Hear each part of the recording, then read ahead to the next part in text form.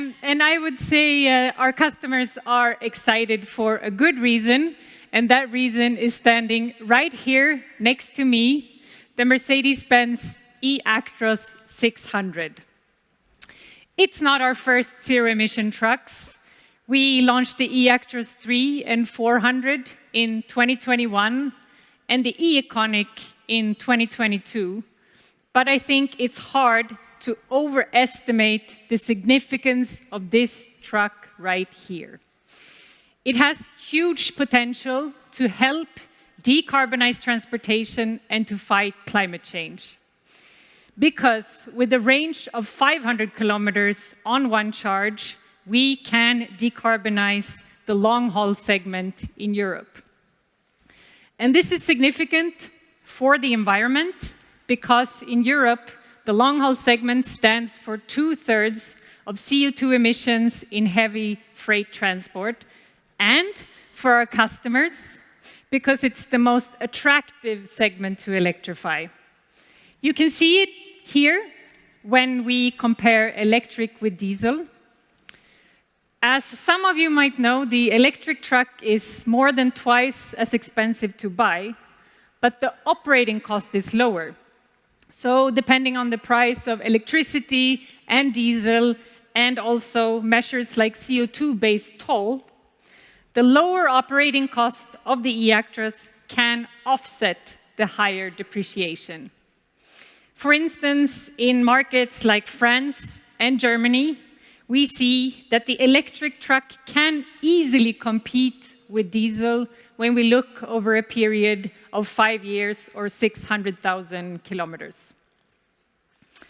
And this calculation will only improve as we expect more and more countries to introduce CO2 tolls or other forms of CO2-based pricing. So, the total cost of operation is good, and as you heard from our customers, the truck is also really good. We will start series production in November, but before any truck goes into series production, it goes through extensive testing, and I would say that the testing we did for the E600 was tougher than anything we've ever done before at Mercedes-Benz Trucks. As always, we did winter, summer testing where the trucks showed that they can handle temperatures from -20 to +40 degrees. But on top of that, this summer, we took 2 eActros 600 on a European testing tour where each truck drove fully loaded 40 tons, more than 15,000 kilometers across the continent, 22 countries. I really hope you could feel the team spirit in the video. This was a really, really fun project, and we have an awesome team who stands behind this product. Now, let's do a quick tech deep dive. The eActros 600 comes with 3 battery packs, totaling 621 kilowatt hours. The batteries use lithium iron phosphate, LFP cells, which remain in very good condition even after 1.2 million kilometers or 10 years in operation.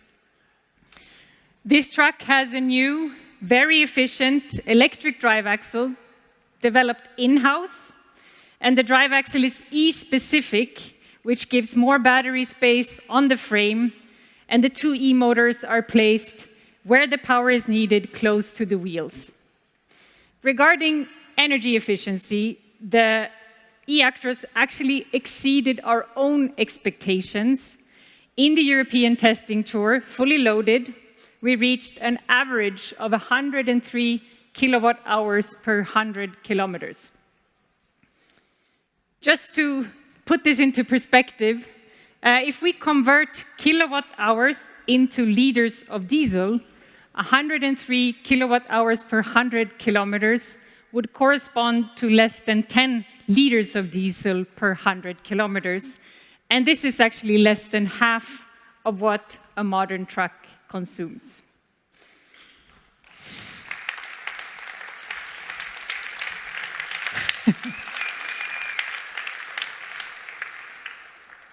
On top of these tech details, the eActros 600 excels in everything that the Mercedes-Benz Trucks brand has always stood for. Regarding safety, the installed systems go beyond the requirements of the new General Safety Regulation, for instance, with our Active Brake Assist 6 and our Side Guard Assist 2. Regarding design, as you see, we have a new cab called the Pro Cabin. It looks great and it reduces air drag by 9% compared to our current cab. And regarding comfort, the E600 comes with the Multimedia Cockpit Interactive version 2 with speech control and other functions. So, as you might have realized, we are really proud of this truck at Mercedes-Benz Trucks, and we also see it in the books because we have already over 2,000 confirmed orders. I've talked now for some time about this wonderful truck, but of course it's not just about the trucks. Going from diesel to electric is a huge transition for our customers, and we therefore offer services. We've bundled consulting, infrastructure, and charging under one umbrella that we call Truck Charge. Please join me tomorrow in our Mercedes-Benz Truck press conference at 8:30, and I will tell you more about Truck Charge. And actually, I'm now going to give you yet another reason why you should join our press conference tomorrow. We will now send this eActros 600 on an overnight mission. This truck will drive to Berlin to pick up some Berliners that we will serve you here tomorrow morning. Of the truck, but we also want to set a message to the policymakers in Brussels and Berlin. Our zero-emission vehicles are ready, and now the infrastructure must follow. This is really important because infrastructure is becoming the roadblock for sustainable transportation. Today, there are only 600 charging stations for heavy-duty electric trucks in Europe, and by 2030, we need 35,000 charging stations. And this 35,000, it's not some artificial number that I made up. It's derived from the CO2 targets that we as an industry have. So to get from the 600 to the 35,000, we need 400 charging stations to be built every month. I therefore take every opportunity, including tonight, to appeal to all stakeholders that we need a better, a faster, and a more comprehensive plan for green infrastructure. So let's work together on that.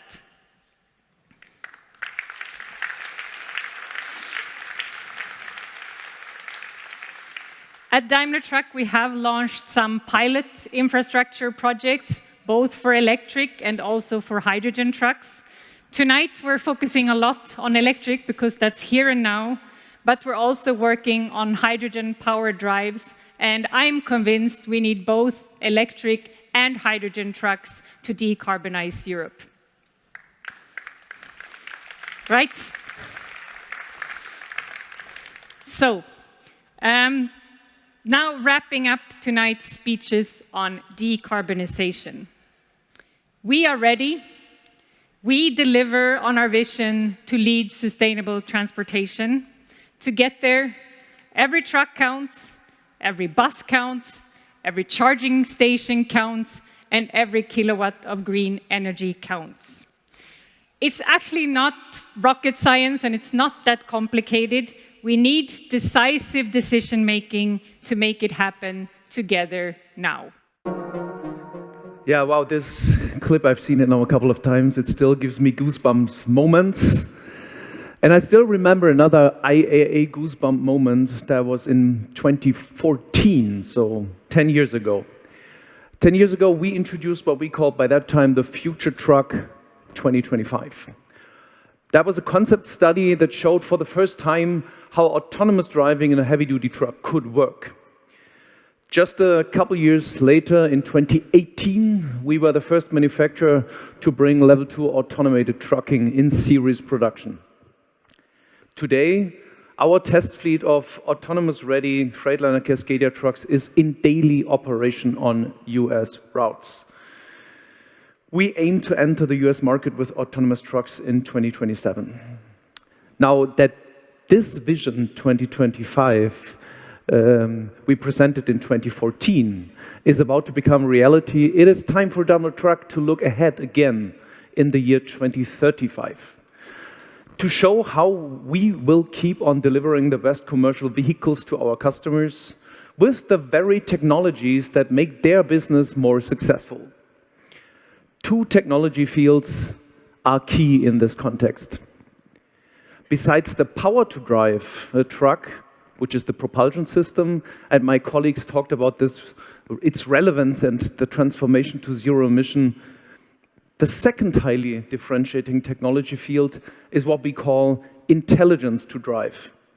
So everything related to software and electronics in the vehicle. So we not only talk about emission-free, but also about highly intelligent software-defined vehicles, making drivers feel at home, making our world safer, enabling our vehicles to continuously optimize themselves with updates over the air every second they are on the road, enabling them to remain state-of-the-art for many more years. This means making a huge difference for the business of our customers by maximizing the value of their asset over time. This is the vision we are pursuing. A vision that is not connected to a specific single concept truck. It's a brand agnostic vision. Therefore, it is about more than another future truck. It is more about the future of trucking. To put this a little bit into perspective, let's rewind and have a quick look back in time. Digitalizing and connecting our vehicles started around about 25 years ago. With Fleetboard, we connected our first trucks in the year 2000. This was a major innovation at that time. And then over the years, the technology in our trucks evolved more and more, and we gradually made the truck more intelligent and more connected. An evolutionary process, adding more and more functionalities, more connectivity features for our customers, higher performing active safety systems, higher performing predictive intelligence. Basically, it was done by making hardware components more intelligent, mostly with individual controllers that are connected to what we call the mechatronic architecture in a truck. Put simply, it is about a number of computers steering and controlling different systems and components in a truck. This year, we made a big evolutionary step and gave our trucks a major mechatronic update, which is also in this very truck over here. It enables our trucks to process data 20 times faster than before, to enter the next level of driver comfort and connectivity, for example, with our multimedia cockpit interactive 2, bringing many new features to our customers that have the potential to set the benchmark in the industry. It serves our customers with our latest active safety systems, and Karin mentioned them, for example, Active Brake Assist 6 or Active Side Guard Assist 2. It enables our trucks to receive over-the-air updates sent from the cloud to the truck without having the truck being in a workshop. And to add even more functionality over the air, our pipeline of what we call software-only features is already filling up. Last but not least, our latest mechatronic evolution is also the foundation to make our trucks fully autonomous.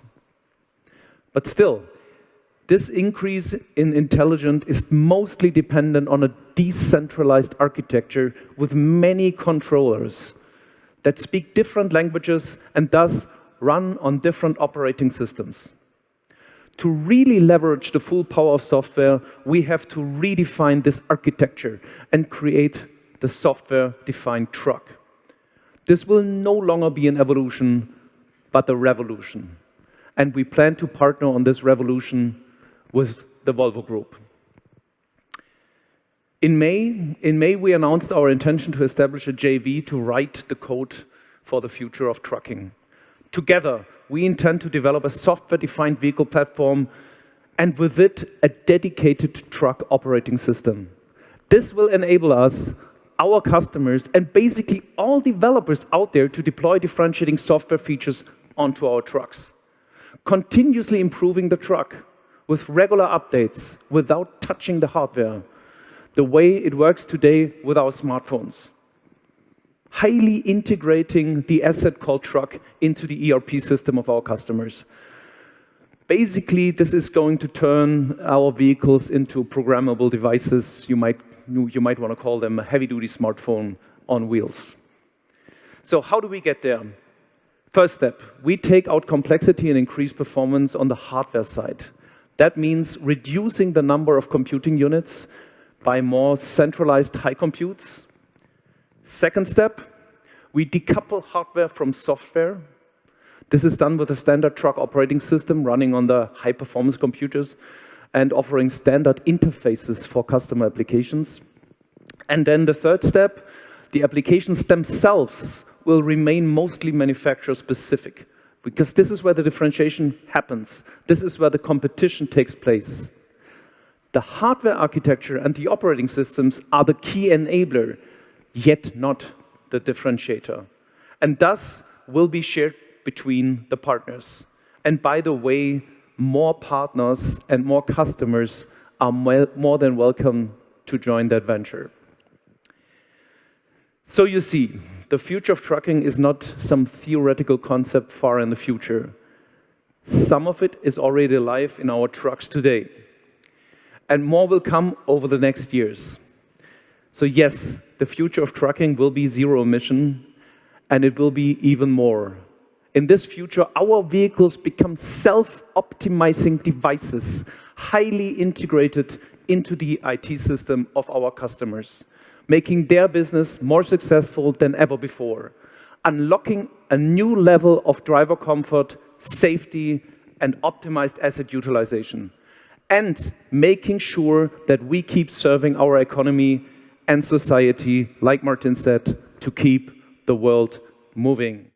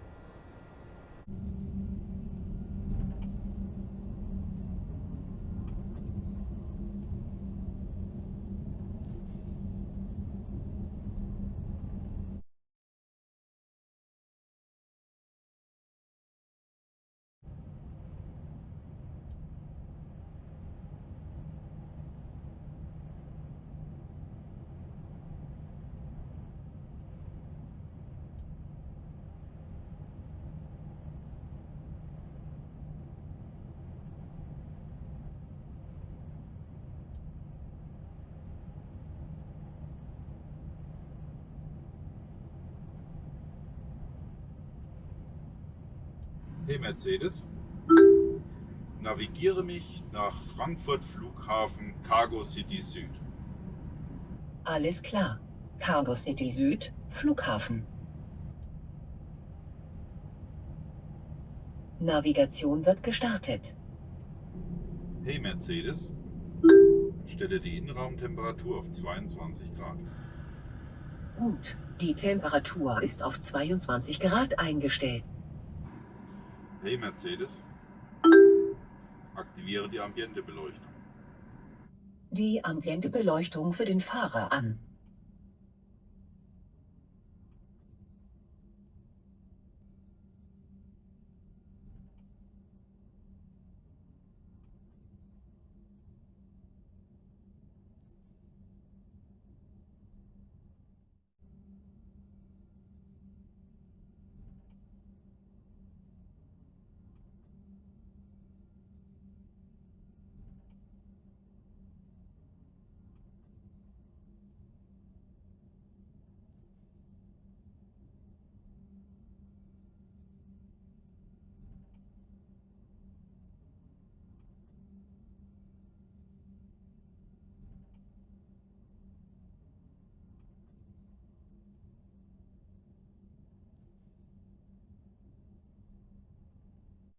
Mercedes-Benz.